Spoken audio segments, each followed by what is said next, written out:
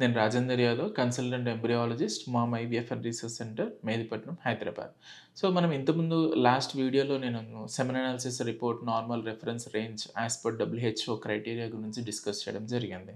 So, ఒకవేళ normal reference range ఉంది and కొంతమందికి నార్మల్ రిఫరెన్స్ రేంజ్ కంటే ఏదో ఒకటి ప్రాబ్లమ్ ఉంది. కొంచెం కౌంట్ తక్కువ ఉండడము, మొటిలిటీ తక్కువుంది, లేకపోతే మార్ఫాలజీ తక్కువుంది.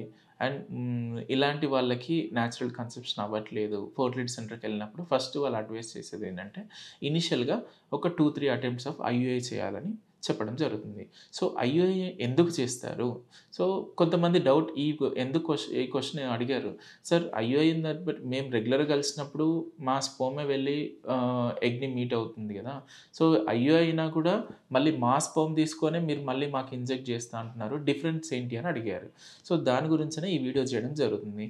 సో, మీరు రెగ్యులర్ ఇంటర్‌కోర్స్‌లో కలిసినప్పుడు వెళ్ళే స్పెర్మ్ ఎందుకు మీట్ అవ్వట్లేదంటే, మీకు మొటిలిటీ అనేది తక్కువుండడం వల్ల, ఆ మార్ఫాలజీ నార్మల్ ఫార్మ్స్ అనేది తక్కువుండడం వల్ల, మీ కౌంట్ తక్కువుండడం వల్ల, ఆ స్పెర్మ్‌కి ఎగ్ దగ్గరికి వెళ్లి రీచ్ అయ్యేంత కెపాసిటీ లేకపోవడం వల్ల మీకు న్యాచురల్ కన్సెప్షన్ అనేది జరగడానికి అవకాశాలు తక్కువ ఉండడం జరుగుతుంది. సో, మేము చేసేదేంటంటే, మీ దగ్గర మీరిచ్చిన శాంపుల్‌ని మీరేదైతే మా ల్యాబ్‌లో ఇచ్చిన వీర్యంని మేము మీరిచ్చే శాంపుల్ సెమెన్‌లో చాలా రకాల వీర్యం కణాలతో పాటు ఇంకా కొన్ని ఎపిథీలియల్ సెల్స్ అని, డబ్ల్యూబీసీస్ అంటే పస్ సెల్స్ అని, కొన్ని డెబ్రీస్ అని. సో, అది స్పెర్మ్ అనేది టెస్టిస్‌లో నుంచి జర్నీ చేసుకుంటూ ఎపిడిడమిస్ నుంచి, వాస్ డిఫరెన్స్ నుంచి, బల్బ్ యూరిథ్రల్ గ్లాండ్స్ నుంచి, సో, యురెత్రా నుంచి జర్నీ చేస్తూ లాస్ట్‌కి పెనిస్ నుంచి బయటికి ఎజాక్యులేట్ అనేది అవ్వడం జరుగుతుంది. సో, ఈ జర్నీలో స్పెర్మ్‌తో పాటు ఇంకా కొన్ని రకాలుగా ఫ్లూయిడ్స్, ఎంజైమ్స్, కొన్ని కెమికల్స్ లైక్ యాసిడ్స్ ఇవన్నీ పాస్ అవ్వుకుంటూ వస్తా ఉంటాయి. సో, మేమేం చేస్తామంటే మీరిచ్చిన వీర్యంని మేము వాష్ చేయడం జరుగుతుంది. వాష్ ఇన్ ద సెన్స్ కొన్ని మీడియాస్, రియేజెంట్స్ అనేది ఉంటుంది. Which are energy source to the sperm. దానిలో హార్మ్‌ఫుల్ ఏముండదు. సో, స్పెర్మ్‌ని వచ్చేసి వాష్ చేయడం. ఆ వాష్ చేసే దానిలో కూడా 2, 3 టెక్నిక్స్ అని ఉంటుంది.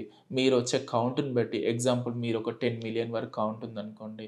సో, బిలో 10,000,000 కౌంట్ ఉందనుకోండి. బేస్డ్ ఆన్ కౌంట్ మేము simple wash or density gradient అనే కొన్ని టెక్నిక్స్ అనేది ఇవ్వడం జరుగుతుంది. సో, ఆ టెక్నిక్స్ యూజ్ చేసి మీ స్పెర్మ్‌ని ఫిల్టర్ చేస్తాము. Filtration in the sense double density gradient అంటే డబుల్ ఫిల్ట్రేషన్ ప్రాసెస్. మీరిచ్చిన వీర్యంలో స్పెర్మ్‌ని మాత్రం సెపరేట్ చేసి, అందులో ఉన్న ఇంకా డెబ్రిస్ ఇంకా డబ్ల్యూబీసీస్ గానీ, మోటైల్స్ గానీ ఇవన్నీ కూడా సెపరేట్ చేయడం వల్ల మన క్వాలిటీ ఆఫ్ స్పెర్మ్ ఉన్న ఏదైతే మీరు 2 ఎంఎల్‌లో ఇవన్నీ మిక్స్ అయ్యి ఉంటుంది.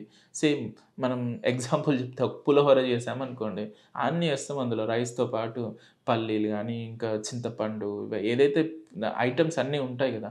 సో, అలా కాకుండా మనము ఈ మీరిచ్చిన 2 ఎంఎల్ వాల్యూమ్‌లో ఓన్లీ వీర్య కణాలు మాత్రమే సెపరేట్ చేయడం జరుగుతుంది.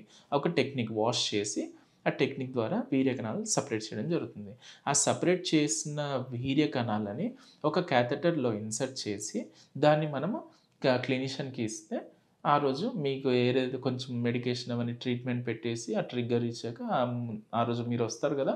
ఎగ్ రిలీజ్ అయ్యే టైంకి మేము ప్రాసెస్ చేసి, వాష్ చేసి ఒక ఐయుఐ క్యాథెటర్ అని ఉంటుందండి. ఆ క్యాథెటర్ మనకి ఎలా హెల్ప్ చేస్తుందంటే, మీకు నియర్ బై ఎగ్ దగ్గర వరకి ఆ క్యాథెటర్ వెళ్ళి అక్కడ స్పెర్మ్ అనేది రిలీజ్ చేయడం అనేది జరుగుతుంది. సో, ఈ విధంగా ఐయుఐ అనేది సమ్‌వాట్ బెటర్. మీకు ఎంత లేనను కూడా మినిమమ్ ఒక 20-30% ఆఫ్ ఛాన్సెస్ అనేది హై ఉంటుంది. ఇప్పుడు కౌంట్ తక్కువ ఉన్న వాళ్ళు న్యాచురల్ కన్సెప్షన్‌తో కంపేర్ చేసుకుంటే వాళ్ళకి ఐయుఐ ప్రాసెస్ ద్వారా మీకు ఒక 20-30% అనేది ప్రెగ్నెన్సీ వచ్చే ఛాన్సెస్ అనేది ఎక్కువ ఉంటుంది. Thank you.